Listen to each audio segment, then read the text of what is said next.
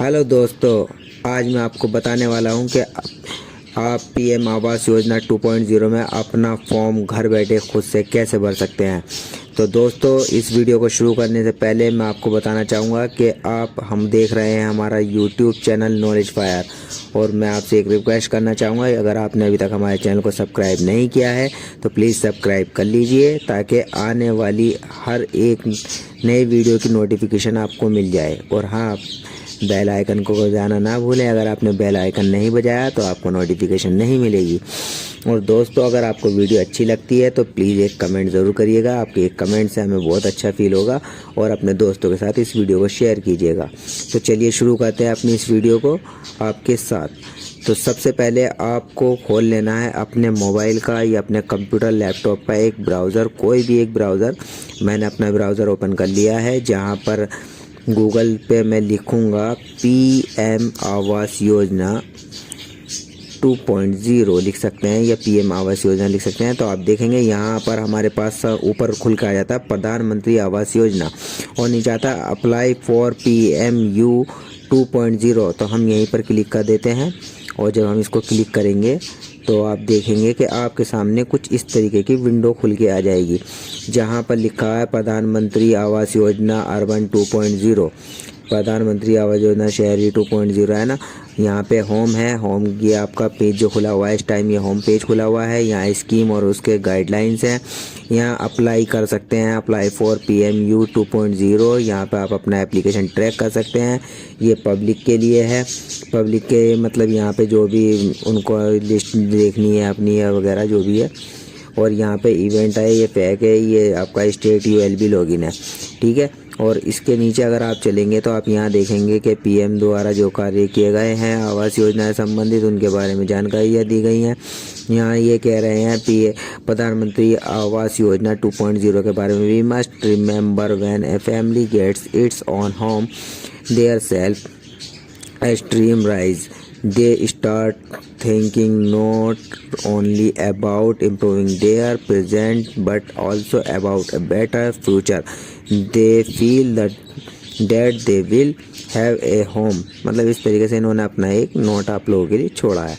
अगर हम नीचे चलेंगे तो इसी पे आप यहाँ पर पढ़ सकते हैं, ये सारी PM आवास योजना 2.0 के बारे में ये सब लिखा हुआ है।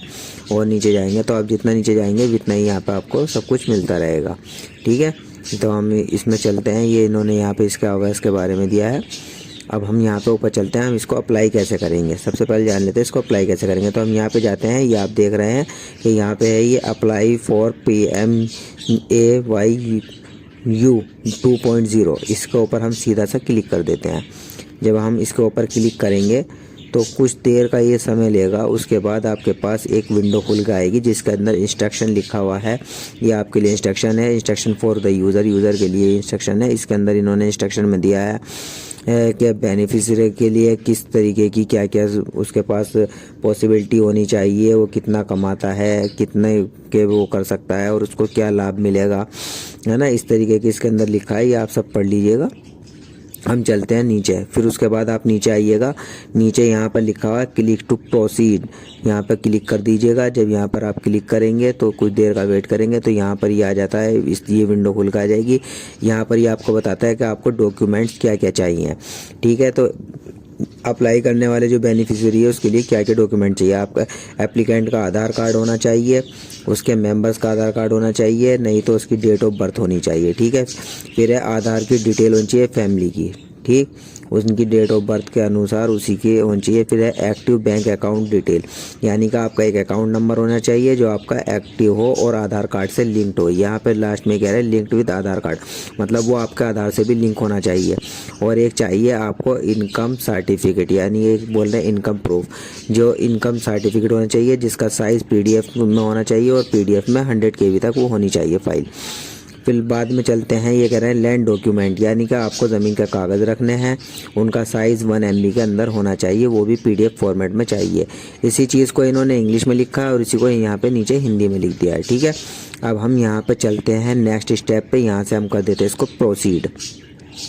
जब हम इसको प्रोसीड करेंगे तो उसके बाद हमारे पास अगली विंडो खुल के आएगी इस तरीके से। यहाँ पर मैं आपको ये लेकर आता हूँ ऊपर। ये देखिए यहाँ पर ये विंडो खुल कर आ गई है, जिसके ऊपर सबसे पहले लिखा है state, select state, UT of construction site, BLC APH project property. ठीक है, इसके अंदर आपको क्या करना है, यहाँ कुछ नहीं करना है, सीधा सा आपको डाल देना है अपना स्टेट। हम यहाँ पे डाल देते हैं उत्तर प्रदेश। ये आप देख सकते हैं नीचे उत्तर प्रदेश आ चुका है। इसके बाद हमने कर दिया एंटर। फिर जाएंगे हाउस होल्डर एनुअल इनकम। यहाँ पे आपको डालनी है आपकी सालाना इनकम कितनी है। आपका जो इनकम सर्टिफिकेट बना हुआ है उसके अकॉर्डिंग जो आपकी इनकम है आप यहाँ पर डाल सकते हैं। जैसे मैंने यहाँ पे 1,20,000 डाल दी है। फिर यहाँ पे करना है सेलेक्ट वर्टिकल। वर्टिकल के अंदर आप बेनिफिशियरी हैं, आपकी LED लेड कंस्ट्रक्शन है या अफोर्डेबल हाउसिंग इन पार्टनरशिप है या इंटरेस्ट सब्सिडी स्कीम है। आप इंटरेस्ट लेना चाहते हैं, इंटरेस्ट की सब्सिडी है या बेनिफिशियरी। हम बेनिफिशियरी है तो हम यहाँ बेनिफिशियरी कंस्ट्रक्शन डाल देंगे। ठीक है, फिर उसके बाद क्या आप अब ये पूछा है डू यू ओन ए पक्का हाउस एनीवेयर इन इंडिया। क्या आपका इंडिया के अंदर, भारत के अंदर कोई पक्का मकान बना हुआ है। अगर आपका बना हुआ है तो यस कर देंगे, नहीं है तो नो कर देंगे।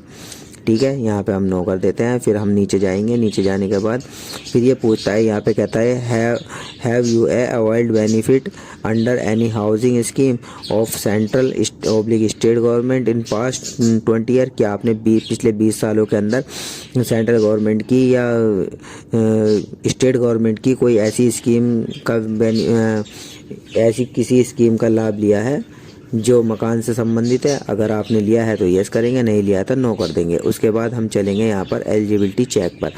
जब आप एलिजिबिलिटी चेक पर जाते हैं तो आपके पास फिर नेक्स्ट विंडो खुल के आती है ये वाली। अब यहाँ पर यहाँ से होता है सारा गेम शुरू। अब यहाँ पर आपको डालना होता है लाभार्थी का आधार नंबर और उसके अकॉर्डिंग यहाँ पर डालना होता है नाम।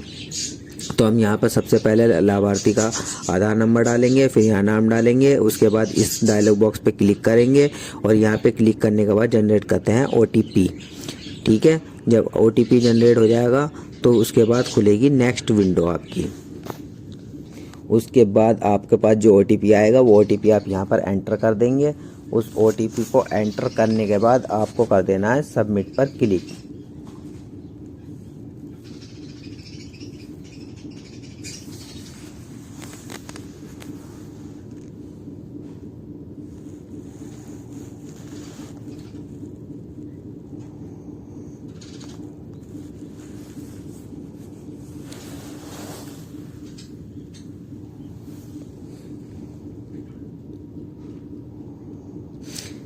जब आप सबमिट पर क्लिक कर देते हैं तो उसके बाद आपके पास इस तरीके की एक विंडो खुलकर आ जाएगी।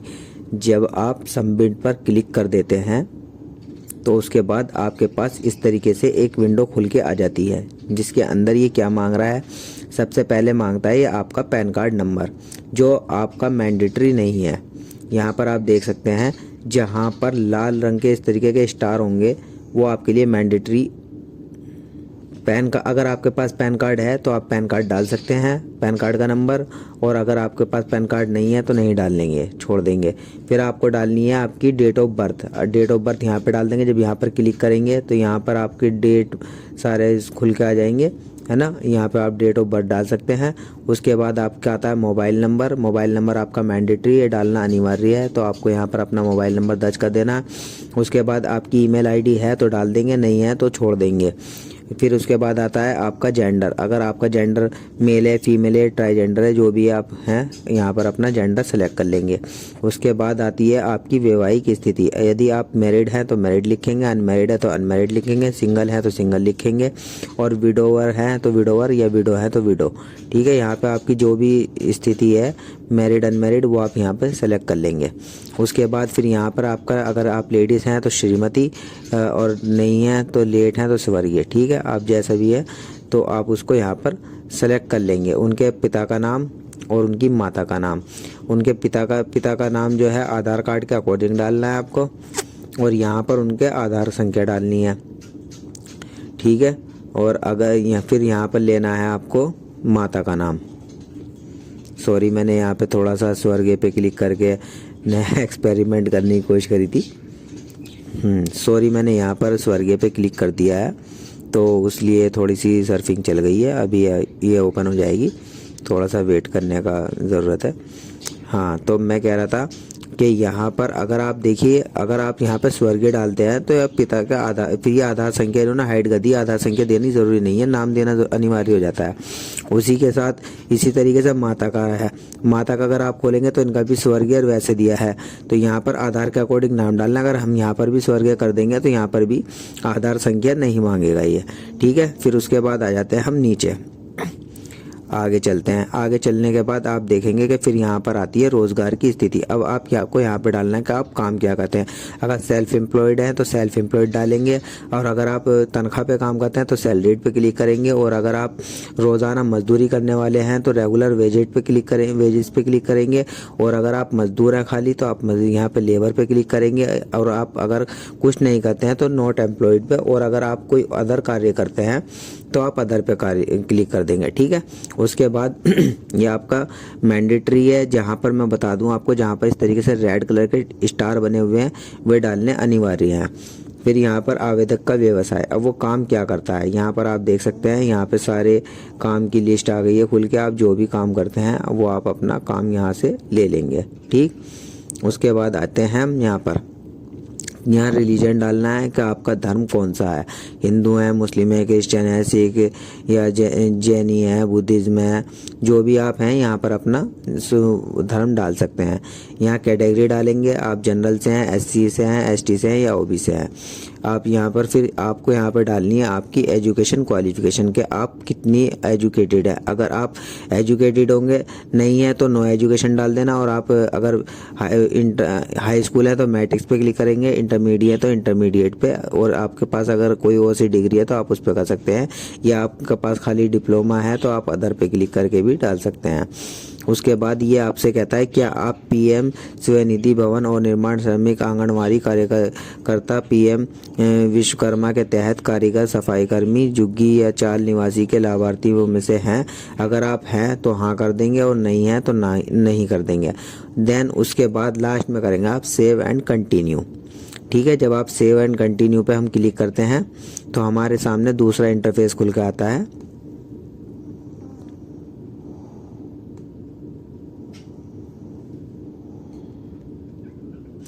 उसके बाद हमारे पास इस तरीके का दूसरा इंटरफेस खुल के आ जाएगा, जहाँ पे हमें लाभार्थी का नाम डालना है, उसकी डेट ऑफ बर्थ डालनी है, और यहाँ पर हमें डालना है कि आवेदक के साथ जो उसका संबंध है वो संबंध डालना है, यानी कि यहाँ में फैमिली मेम्बर की डिटेल डालनी है आपकी जो भी है। तो यहाँ पर हम उसकी, जब मान लीजिए अगर हमने मेल के नाम से आवेदन किया है तो हम उसके वाइफ का डालेंगे, या अगर हमने फीमेल के नाम से किया है तो उसके हस्बैंड का नाम डालेंगे, या अगर अनमैरिड है तो अनमैरिड डालेंगे। जैसी भी स्थिति होगी वो सब यहाँ पर डाल के चलनी है। यहाँ पर उसका लिंग जेंडर चुनेंगे, यहाँ पर आधार संख्या डालेंगे, यहाँ पर उसका काम डालेंगे क्या है, और जितने मेंबर उनको ऐड करते चले जाएंगे। उसके बाद फिर हम सेव और कंटिन्यू पे क्लिक करेंगे, जिसके बाद हमारा तीसरा पेज ओपन हो जाएगा। तो हमारे सेव एंड कंटिन्यू पे क्लिक करने के बाद हमारे पास इस तरीके का तीसरा पेज खुल कर आ जाता है। यहाँ पे हमें अपनी घरेलू श्रेणी चुननी है कि हम किस श्रेणी के अंदर आते हैं। अगर EWS पे है तो देखो ये तो बंद है, EWS सामान्य होता है, तो या तो हम LIG होंगे, तो LIG भी नहीं है, MIG भी नहीं इसने लिया है। यहाँ EWS पे ही ये कैटेगरी अपने आप ऐसे ही रहेगी, इसको आप चेंज नहीं कर सकते। तीनों कैटेगरी ये आपको दी है, लेकिन आप इसको चेंज नहीं कर सकते, आपकी श्रेणी ये सामान्य ही रहेगी, ठीक है। फिर आते हैं परिवार के पास भारत में कहीं भी अपना मकान है, ये मैंडेटरी है लिखना, अगर है तो हाँ करेंगे, नहीं है तो नो कर देंगे, ठीक है। फिर परिवार की औसत वार्षिक आय रुपयों में कितनी है, मैंने फिर शुरू में डाली थी 1,20,000 रुपये, तो वो यहाँ पर आ गई है। उसके बाद हम नीचे चलते हैं, फिर हम देखते हैं ये कह रहा आय का प्रमाण पत्र अपलोड करना है। यहाँ से हमें करना है आय का प्रमाण पत्र अपलोड, जिसका साइज़ PDF में होना चाहिए और 100 KB के बीच में होना चाहिए। फिर हम यहाँ पर चूज ए फाइल पे क्लिक करेंगे, जहाँ भी हमने अपनी फ़ाइल को रखा है। मान लीजिए मैंने यहाँ पर अपना कहीं भी इसको फाइल को रखा है, कंप्यूटर में, डॉक्यूमेंट में, जहाँ कहीं भी रखा है वहाँ से उस फाइल को हम उठा लेंगे, ठीक है। यहाँ से उठाने के बाद अपलोड पे क्लिक करेंगे। अपलोड पे क्लिक करने के बाद जब वो अपलोड हो जाएगी, अपलोड पे क्लिक करने के बाद उसके बाद आते हैं, ये कहता है इस कस्बे / शहर में रहने की वर्षों की संख्या, मतलब आप यहाँ पर कब से रह रहे हैं, तो आपको यहाँ पर उसकी संख्या लिखनी है 1 से 0, जितने भी आपको टाइम हो गया वो टाइम आपको यहाँ पे लिखना है। उसके बाद आपका यहाँ पर आ जाता है घर का स्वामित्व, कि घर के आपके का जो स्वामित्व है वो आप रेंट पे रह रहे हैं या आपके पास मकान नहीं है या आपका अपना मकान है, जैसी भी आपकी स्थिति है आप वो यहाँ पर वो डालेंगे। फिर हम यहाँ पर सेव एंड कंटिन्यू पर क्लिक करेंगे। सेव एंड कंटिन्यू पर क्लिक करने के बाद हमारे पास इस तरीके की अगली पेज खुल के आ जाती है जिसको हमें भरना है। अब ये कह रहा है मकान फ्लैट संख्या, मकान नंबर यहाँ पे डालना है, यहाँ पे गली मोहल्ले का नाम डालना है हमें, जो भी आपका एरिया है। फिर यहाँ पर हमें राज्य चुनना है, जैसे कि हम चुन लेते हैं हमारा उत्तर प्रदेश है तो हमने उत्तर प्रदेश चुन लिया, ठीक है। राज्य का नाम चुनने के बाद यहाँ पर आपका ज़िले का नाम आ जाएगा, जो भी आपका ज़िला है आप इसके अंदर सर्च कर सकते हैं, जो भी आपका ज़िला है, ठीक। उसके बाद यहाँ पर आ जाता है उप ज़िले का नाम, उप ज़िले से संबंधित, जैसे कि हमने यहाँ पे ज़िला अपना ले लिया है। अपना ज़िला लेने के बाद जब आप यहाँ पर ज़िला डालेंगे तो यहाँ पे उप ज़िला खुल जाएगा। उप ज़िले से मतलब होता है कि उसकी कैटेगरी कि वो कौन सी विधानसभा के अंदर लग रहा है। तो हमारा ये सारी वो आ गई हैं खुल के तीनों। लेकिन उसके बाद यहाँ पे ये भरने के बाद आप यहाँ पर सिटी का लेंगे, अगर आप शहर से हैं तो सिटी पे क्लिक करेंगे और अगर आप उससे ग्रामीण से हैं तो UDA पे क्लिक करेंगे, ठीक है। फिर उसके बाद चलते हैं हम यहाँ पर, यहाँ ये पूछा शहर का नाम, शहर का नाम आपका जो भी होगा जब आप यहाँ पे सेलेक्ट कर लेंगे, सब डिस्ट्रिक्ट में सेलेक्ट कर लेंगे तो यहाँ पे या तो ऑटोमेटिक आ जाएगा, नहीं तो यहाँ पर आपको ढूंढने के लिए मिल जाएगा। मैं आपको करके दिखा देता हूँ। ये मैं मेरठ यहाँ पे सेलेक्ट कर लेता हूँ। देखिए अब यहाँ पर इसके अंदर इस तरीके से थोड़ी सी देर का ये टाइम लेता है, घूमेगा। अब यहाँ पर ये देखिए ये सिटी में आपका खुल का आ गया। अब ये पूछा आप मेरठ में कहाँ से हैं, ये आपने इसने ग्रामीण क्षेत्र का लिया, ये मेरठ का लिया शहर का, ये मेरठ का क्रॉप का ले लिया, ठीक है ना। जो भी आपका है तो आप यहाँ पे सेलेक्ट कर सकते हैं। फिर उसके बाद हम नीचे चलते हैं, फिर लास्ट में यहाँ पर हमारे पास इस तरीके से आगे का आ जाता है। ये कह रहा है अब आपको अपना परमानेंट एड्रेस डालना। अगर वो आपका स्थायी पता नहीं था तो मतलब आप वहाँ के परमानेंट निवासी नहीं है, कहीं और रहते हैं, तो आपको वो पता यहाँ डालना। अगर आपका सेम पता है तो जो आप पता आपने ऊपर डाला है वही पता आप यहाँ पर डाल सकते हैं। फिर उसके बाद नीचे चलेंगे, फॉर्म में आगे चलते हैं। अब ये पूछ रहा है प्रधानमंत्री आवास योजना निर्माण स्थल का पता, जहाँ पर अपन निर्माण करना है उस जगह का पता पूछ रहा है ये कि वो जगह कहाँ पर है। तो वहाँ पे हमारा सीधा सा ये जगह है, मकान संख्या अपना यहाँ पे डाल देंगे, मोहल्ले का नाम डाल देंगे, राज्य आपका हो गया, ज़िले का नाम डाल देंगे, उप ज़िला चुन लेंगे, मैंने अभी आपको बताया कैसे लेना है। सिटी का सेलेक्ट है तो सिटी का सेलेक्ट कर लेंगे, UDA का तो UDA का। फिर यहाँ पे शहर का नाम लेंगे, यहाँ पिन कोड डालेंगे। अब ये कह रहा है भूमि के दस्तावेज, यहाँ के जो हमारे के ज़मीन के कागजात हैं अब वो आपको यहाँ पर 1 MB के साइज़ में अपलोड करने हैं। यहाँ फाइल पे चूज़ करेंगे, उसको यहाँ से फिर अपलोड पे क्लिक करेंगे, उसके बाद सेव एंड कंटिन्यू पर क्लिक कर देंगे। फिर हमारे पास अगला पेज खुल कर आ जाता है बैंक की डिटेल का। अब हमें ये लास्ट हमारा फाइनल स्टेप होता है, यहाँ पर हमें क्लिक करना है, बैंक खाता संख्या डालना है, यहाँ पर बैंक खाते की संख्या को दोबारा डालना है, यहाँ पर उसका IFSC कोड डालना है और यहाँ पर गेट बैंक डिटेल पर हम क्लिक कर देंगे। जब फिर बैंक डिटेल आने के बाद यहाँ पर हमें ये पूछ रहा है अब क्या आपने किसी केंद्र/राज्य प्रायोजित योजना जैसे अमृत 2.0, MBPS U 2.0, DAY ANU ALM HM PM Surya Ghar मुफ्त बिजली योजना, आयुष्मान भारत, उज्ज्वल योजना, उज्ज्वल आदि के तहत लाभ उठाया है। अगर आपने किसी भी चीज़ के थ्रू लाभ उठाया है तो यस कर देंगे, नहीं उठाया तो नो कर देंगे। उसके बाद ये आपका सेल्फ डिक्लेरेशन का होता है, आप यहाँ पर टिक कर देंगे और फिर ये आपका यह मांगता है, ये आपकी घोषणा होती है, आप इस पर भी टिक कर देंगे। आपको दोनों डायलॉग बॉक्स पर टिक करना होता है आपको दोनों डायलॉग बॉक्स पर क्लिक करना होता है। दोनों डायलॉग बॉक्स पे क्लिक करने के बाद हम फाइनल पे सेव पे क्लिक कर देंगे। यहाँ पर फाइनल सेव पे क्लिक करने के बाद आपका फॉर्म कंप्लीट हो जाता है। तो दोस्तों अब आप बताइए आपको कैसी लगी हमारी ये जानकारी, और अगर अभी तक आपने PM आवास योजना 2.0 के अंदर अपना रजिस्ट्रेशन नहीं किया है तो आप जल्दी रजिस्ट्रेशन कर लीजिए और हमें कमेंट करके ज़रूर बताइएगा आपको हमारी ये वीडियो कैसी लगी।